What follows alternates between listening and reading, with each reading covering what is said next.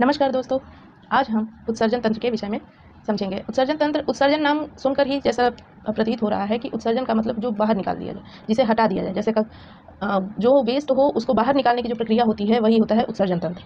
तो जैसे हम मान लेते हैं कि अगर हम किसी क्लास में पढ़ रहे हैं और जो बच्चा बहुत परेशान करता है, तो टीचर क्या करता है कि अक्सर उस बच्चे को अपने विधि से समझाता है, दंड देता है और बाहर निकाल देता है। पहले हम लोग पढ़ते थे तो छोटी क्लासेस में क्या होता था कि टीचर डांट करके बाहर निकाल देता था कि नहीं चलो तुम बहुत डिस्टर्ब कर रहे हो, सबको परेशान कर रहे हो, बाहर चलो, हाथ ऊपर करके खड़े हो जाए या वॉटेवर जो भी दंड दे।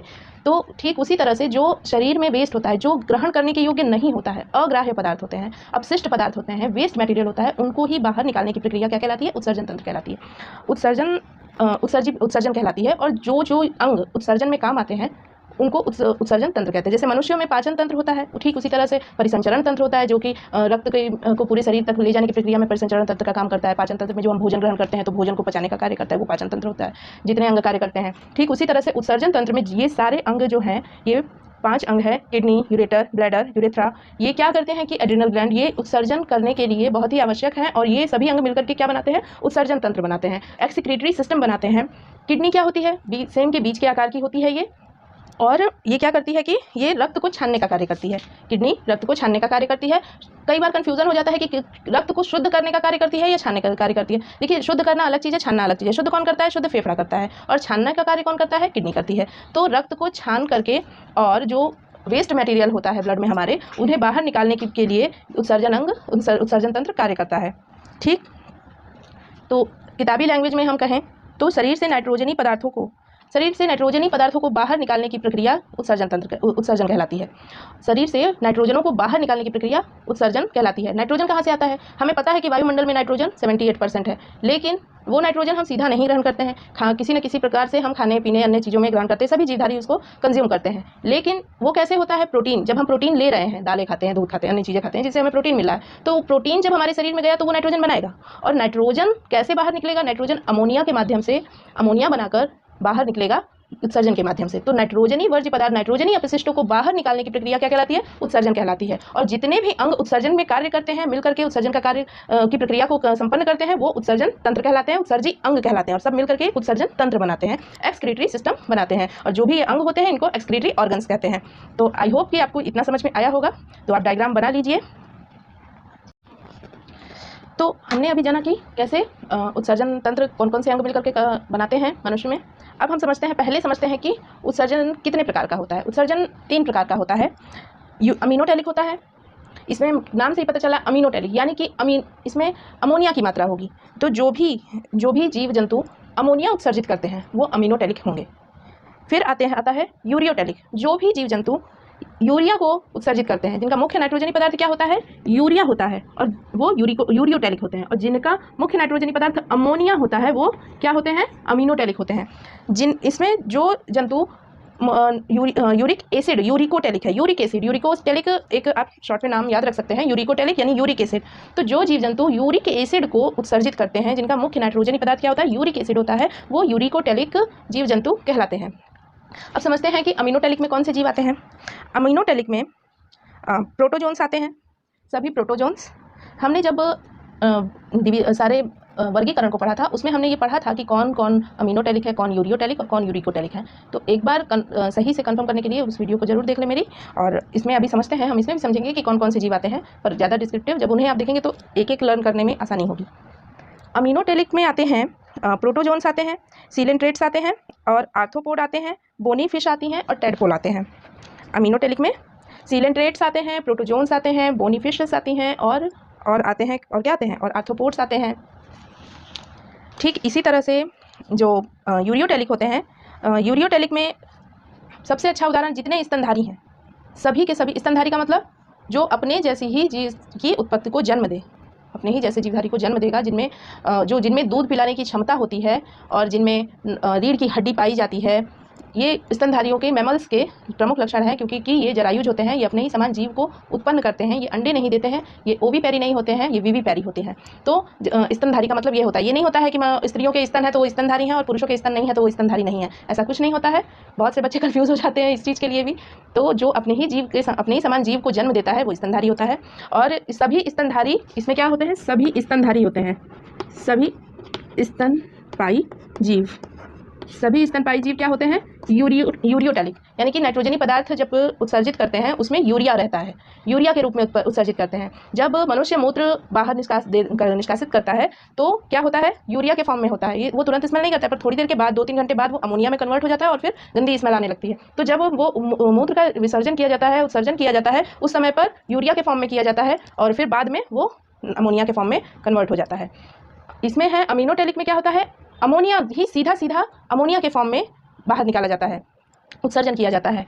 और यूरिकोटेलिक का मतलब है इसमें सभी सरीसृप आते हैं,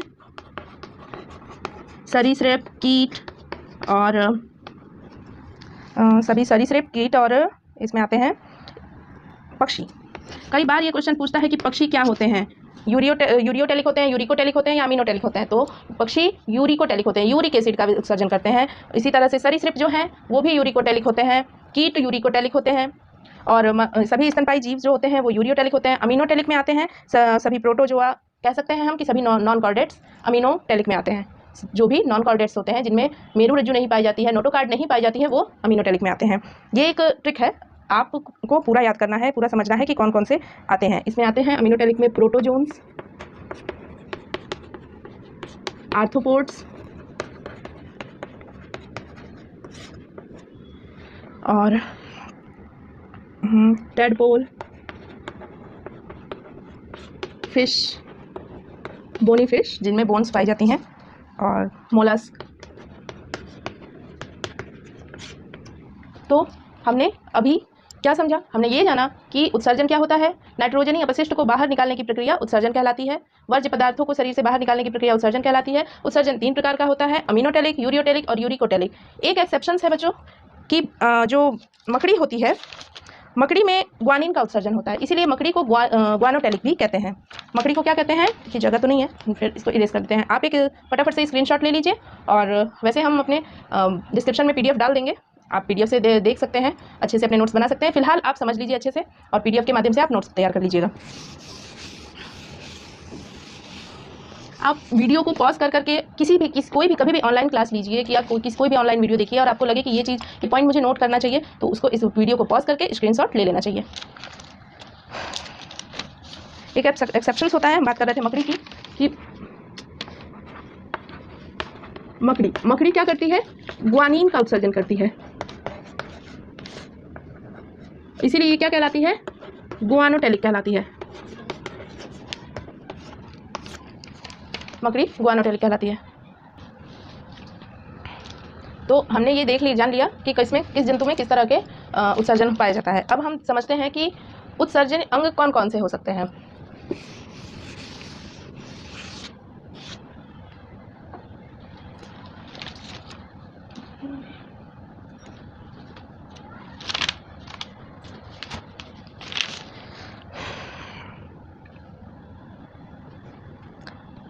देखिए, शरीर से अधिक जल का उत्सर्जन या जलीय पदार्थों को स्थिर रखना। जल हम ग्रहण करते हैं, अधिक मात्रा में निकल जाएगा तो भी हमें वीकनेस फील होगी, और कम मात्रा में निकलेगा तो हमारे अंदर जल की मात्रा अधिक बढ़ जाने से ग्लूकोज बढ़ जाएगा, काफ़ी प्रॉब्लम दिक्कतें आने लगती हैं। तो उसको बैलेंस करने को क्या कहा जाता है? ऑस्मो रेगुलेशन कहा जाता है, परासरण नियमन कहा जाता है। शरीर में जल की मात्रा को नियंत्रित करने की प्रक्रिया क्या कहलाती है? ऑस्मो रेगुलेशन कहलाती है। और किस प्रकार से मनुष्य के शरीर से जल बाहर निकलता है, जल क्या उत्सर्जी जितने भी पदार्थ हैं बाहर निकलते हैं वो किस प्रकार से, आइए समझते हैं। देखिए, जो हमारी त्वचा होती है, त्वचा से हमारे पसीना निकलता है। त्वचा से क्या होता है? त्वचा किसका उत्सर्जन करती है? पसीने का। और जो हमारे शरीर में सीवम बनता है, सीवम किसको कहते हैं? जैसे हमारे नॉस्ट्रल में, नोज़ में आप अक्सर जुकाम होता है तो नोज़ी आती है ना, तो नोज़ी जो चिपचिपा सा पदार्थ होता है, श्लेष्म होता है, उसको क्या कहते हैं? सीवम कहते हैं। सीवम क्या कहलाता है? नोज़ी जो होती है, कफ होती है, चिपचिपा सा जो पदार्थ होता है वो सीवम कहलाता है। तो स्किन, पसीने का, सीवम का, और जो सॉल्टी, अक्सर हमारे आंसू हैं, कभी रोते रोते मुंह में चले जाएं तो लगता है नमकीन सा लगता है ना, तो इसका मतलब हमारे शरीर में नमक की मात्रा है। तो जो नमक की मात्रा बनती है उसका उत्सर्जन कौन करता है? हमारे त्वचा करती है। पसीना, सीवम और नमक, इसको त्वचा निकालती है। इसी तरह से फेफड़ा जो होता है, फेफड़ा भी उत्सर्जन अंग का, उत्सर्जी अंग का केवल मतलब यूरेथ्रा और यूरेटर ही नहीं है, उत्सर्जी हमारा पूरे शरीर में उत्सर्जन होता है। हमारी त्वचा जो है सबसे बड़ा सेंस ऑर्गन है और वो सबसे अधिक उत्सर्जन करती है। जब हम दौड़ते हैं तो पसीना निकलता है, नहीं दौड़ते हैं ऐसे भी रहते हैं कि जल्दी जल्दी जाते हैं तो पसीना निकलता है, तो पसीने के रूप में, ऑयल ड्रॉपलेट्स के रूप में हमारी अक्सर देखते होंगे स्किन पर चिपचिपापन महसूस होता है। तो ये क्या है? ये उत्सर्जन ही तो है। फिर फेफड़ा, फेफड़ा भी एक बहुत बड़ा उत्सर्जी अंग है। कैसे? अगर हम सांस लेते हैं, इनहेल करते हैं तो ऑक्सीजन ले लेते हैं, अब फेफड़ा उसको स्टोर थोड़ी ना कर लेता है। ऑक्सीजन ले लिए हैं तो जो शरीर में कार्बन डाइऑक्साइड की मात्रा भी तो है, जो हमारी ब्लड लेकर के आता है कार्बन डाइऑक्साइड, उसको बाहर भी तो निकालना है। तो जो वो एक्सहेल हम करते हैं तो फेफड़े से बाहर कार्बन डाइऑक्साइड के रूप में, जो हमारी सांस है वो कार्बन डाइऑक्साइड के रूप में निकलती है।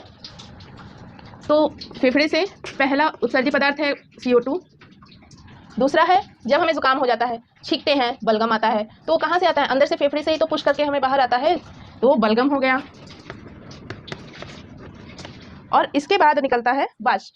जब कभी हम जम्हाई लेते हैं तो हाँ कर रहे हैं ना, तो कहाँ से आ रहा है? भाप अंदर से ही आ रही है, तो वो गरम गरम वाष्प कहाँ से आती है? फेफड़े के द्वारा निकाली जाती है। तो फेफड़ा भी एक उत्सर्जी अंग हुआ। त्वचा, फेफड़ा। अब तीसरा उत्सर्जी अंग है बड़ी आंत। बड़ी आंत हमने अभी बताया आपको कि जितने भी नाइट्रोजनी पदार्थ हैं उनको और अपशिष्ट पदार्थों को, जिसे हमारा शरीर क्या ग्रहण नहीं कर सकता, अग्राह्य है, ग्राह्य नहीं कर सकता है, उन सभी पदार्थों को बाहर निकालने की प्रक्रिया ही क्या कहलाती है? उत्सर्जन। जब जो बड़ी आंत है वो मल के रूप में हमारे शरीर में जो हमने भोजन ग्रहण किया है और उसका जो सांगीकरण हो गया है, तो जो अपच्य भोजन है, जो इनडाइजेस्टिव फूड है, उसको क्या करती है? बाहर निकालती है बड़ी आंत। तो अपच्य भोजन को अपचय भोजन या कह सकते हैं अपचय भोजन को क्या कहा जाता है? जब हम ग्रहण करते हैं और जो गोलियां बन करके, जब हमने पाचन पढ़ा था तो उसमें था कि हम किस तरह से भोजन को ग्रहण करते हैं और उनको हर एक जगह पे क्या बोल रहे हैं, आमाशय में अलग अलग नामों से जाना जाता है। ठीक उसी तरह से हर एक जगह पर पूरे पाचन तंत्र की प्रक्रिया में अलग अलग जगह पर भोजन को अलग अलग नाम से जाना गया। तो जब जो काइल था वो जब पच जाता है और उसमें से जो वेस्ट बचता है उसको हम क्या कहते हैं? काइल कहते हैं। तो जो अपच्य भोजन होता है उसे काइल के नाम से जाना जाता है और काइल के रूप में, मल के रूप में उसे बाहर निकाल दिया जाता है। तो बड़ी आंत ने भी एक एक्सक्रीटरी सिस्टम का कार्य किया। अब चौथा है बड़ा ऑर्गन क्या? यकृत यानी कि लीवर। लीवर क्या करता है? लीवर भी एक्सक्रीटरी ऑर्गन का कार्य करता है। कैसे? लीवर ही सबसे बड़ा कार्य करता है। अमोनिया, जो हमने प्रोटीन लिया, जब प्रोटीन को हमने ग्रहण किया तो उससे क्या बनेगा? अमोनिया बनेगा हमारे शरीर में जाकर, और जो अमोनिया बना है उसको यूरिया में, हम यूरियोटेलिक हैं, हम यूरिकोटेलिक तो है नहीं, हम अमीनोटेलिक तो है नहीं, यूरियोटेलिक है। तो जो यकृत होता है वो यूरिया में कन्वर्ट करने का कार्य करता है अमोनिया को। हमने शरीर में प्रोटीन लिया, दाल खाई, दाल से बना प्रोटीन अंदर गया शरीर के, जब छोटी आंत के पास गया उसने सीधा प्रोटीन लेने से मना कर दिया, तो हार्मोन्स के माध्यम से उसने क्या किया? प्रोटीन्स को किस में तोड़ दिया? अमोनिया में।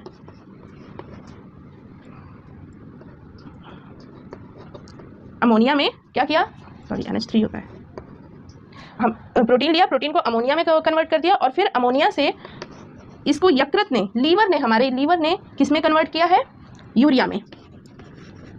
और यूरिया में जैसे ही कन्वर्ट हुआ तो हमारी जो 5वें नंबर का जो सबसे इंपॉर्टेंट ऑर्गन है, अभी हमने पढ़ा वृक्क यानी कि किडनी क्या करती है कि इस यूरिया को किसके साथ? मूत्र के साथ बाहर निकालने का कार्य करती है। क्योंकि किडनी जानती है कि अगर इस यूरिया को अगर नहीं बाहर निकालेंगे तो क्या होगा? अमोनिया, ये 3 घंटे के बाद, यूरिया से 2 से 3 घंटे के बाद क्या हो जाता है? ये फिर से अमोनिया में बदल जाएगा, यूरिया अमोनिया में बदल जाएगा। तो किडनी क्या करती है? यूरिया को किसके साथ? मूत्र के साथ बाहर विसर्जित करने का कार्य करती है। इसका भी एक पूरा प्रोसेस है, आगे हम पढ़ेंगे। पर अभी हम एक बार फिर से रिवाइज कर लेते हैं कि सबसे पहले हमने पढ़ा है क्या? उत्सर्जन क्या होता है? शरीर से अपशिष्ट पदार्थों को बाहर निकालने की प्रक्रिया, नाइट्रोजनी वर्ज्य पदार्थों को बाहर निकालने की प्रक्रिया उत्सर्जन कहलाती है। उत्सर्जन 3 प्रकार का होता है। सभी जीव 3 प्रकार के उत्सर्जी जीव होते हैं, अमीनोटेलिक, यूरियोटेलिक, यूरिकोटेलिक। जिसमें जितनी पानी की मात्रा उतना ही उत्सर्जन करेगा।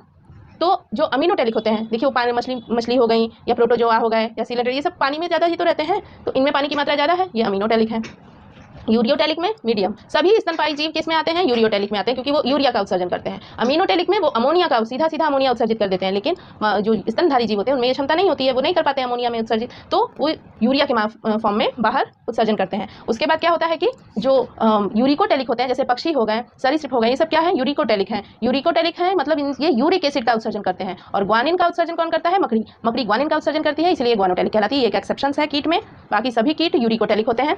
अब हमने समझा इसके बाद कि हमारे शरीर के अन्य जो ऑर्गन्स हैं वो कैसे उत्सर्जित का कार्य करते हैं। जो हमारी त्वचा है वो पसीना, सीवम और नमक को बाहर निकालती है। फेफड़ा है कार्बन डाइऑक्साइड, बलगम और वाष्प बाहर निकालता है। बड़ी आंत अपचे भोजन को बाहर निकालती है, जो नहीं पचा पाती है भोजन। अब जो भी हम रोटी पूरा खा रहे हैं तो रोटी पूरा तो नहीं पच जाएगा। रोटी से जो काम की चीजें हैं वो शरीर ने स्वांगीकरण कर लिया छोटी आंत ने, और जो खराब चीजें थे वो बड़ी आंत को सौंप दिया कि अब आप इसका जो करना है करो, तो बड़ी आंत उसको बाहर निकाल देती है कि नहीं इसका कोई काम नहीं है, इसको बाहर निकालो। या वहां से एक और काम है बड़ी आंत का, वहाँ बड़ी आंत जल का भी अवशोषण करती है, जो बचा कुचा जल होता है उसका अवशोषण करती है। इसीलिए कहा जाता है जो कॉन्स्टिपेशन के जो पेशेंट होते हैं उनको कहा जाता है कि खूब ज्यादा पानी पीजिए। यकृत क्या करता है? यकृत जो है वो सबसे इंपॉर्टेंट काम करता है। जो हमने नाइट्रोजन ग्रहण किया है, जो हमने प्रोटीन ग्रहण किया है, प्रोटीन है तो नाइट्रोजन होगा ही प्रोटीन में, और वो नाइट्रोजन क्या करता है? अमोनिया में के फॉर्म में कन्वर्ट हो जाता है। तो इसे कौन करता है? यकृत प्रोटीन को अमोनिया बनाता है, अमोनिया से यूरिया बनाता है, और यूरिया के फॉर्म में किडनी क्या करती है? जो जल होता है किडनी यूरिया में लेकर के मूत्र में जल के साथ यूरिया को बाहर निकाल देती है। तो क्या होता है कि इस प्रकार उत्सर्जन की प्रक्रिया पूर्ण होती है। अब इस वीडियो में हमने इतना जान लिया। नेक्स्ट वीडियो में हम किडनी के बारे में जानेंगे कि किडनी कैसे कार्य करती है, क्योंकि अगर एक ही वीडियो में हम बहुत लंबा वीडियो हो जाएगा और बहुत अच्छे से नहीं समझ पाएंगे, तो हम क्या करेंगे अगले वीडियो में ज़्यादा अच्छे से समझने के लिए किडनी के बारे में पढ़ेंगे अगले वीडियो में। तो मेरा अगला वीडियो देखना बिल्कुल ना भूलें, और अगर आपको ये पसंद आया हो वीडियो तो प्लीज़ लाइक और सब्सक्राइब और शेयर जरूर करें, और कॉमेंट्स में ज़रूर बताएं कि मैंने कैसा बताया और कितना आपको समझ में आया। Thanks for watching.